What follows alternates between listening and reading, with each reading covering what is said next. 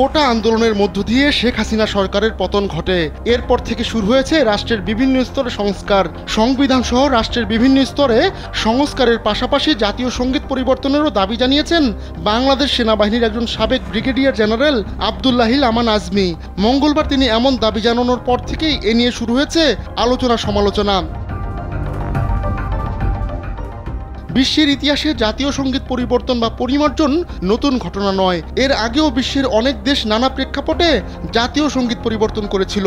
2021 সালের 1 জানুয়ারি থেকে বদলে যায় অস্ট্রেলিয়ার জাতীয় সঙ্গীত।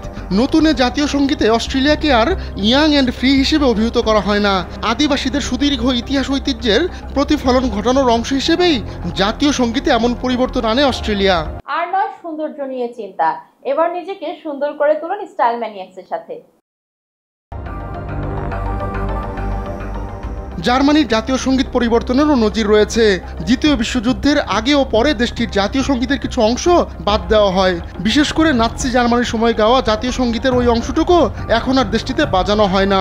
2012 সালে লিঙ্গ সমতা আনার জন্য অস্ট্রিয়াও তাদের জাতীয় সঙ্গীতে কিছুটা পরিবর্তন আনে।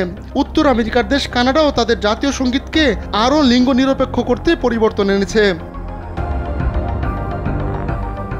2008 সালে নেপালে আনুষ্ঠানিকভাবে রাজতন্ত্র বিলুপ্ত হয়।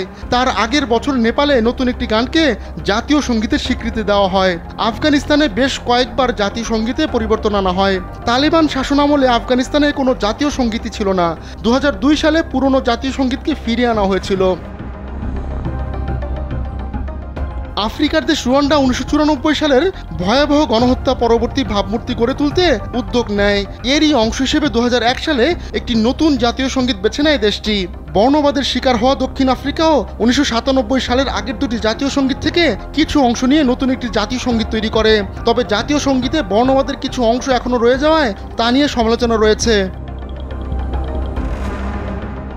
ভ্লাদিমির পুতিন 2000 সালে রুশ প্রেসিডেন্ট হিসেবে দায়িত্ব নেওয়ার পর 1990 সালের আগে ব্যবহৃত জাতীয় সঙ্গীত ফিরিয়ে আনেন। তবে গানের কথায় কিছুটা পরিবর্তন আনা হয়। 1990 সালে যে জাতীয় সঙ্গীত গ্রহণ করা হয়েছিল তাতে কোনো কথা না থাকায় আন্তর্জাতিক প্রতিযোগিতায় অংশ নেওয়া অ্যাথলেটরা এর সমালোচনা করেছিলেন। তাদের বক্তব্য ছিল কথাবিহীন গান তাদের নাকি উদ্বুদ্ধ করতে পারেনি। আহমদুল্লাহ শিকদার, কালবেলা ডেস্ক।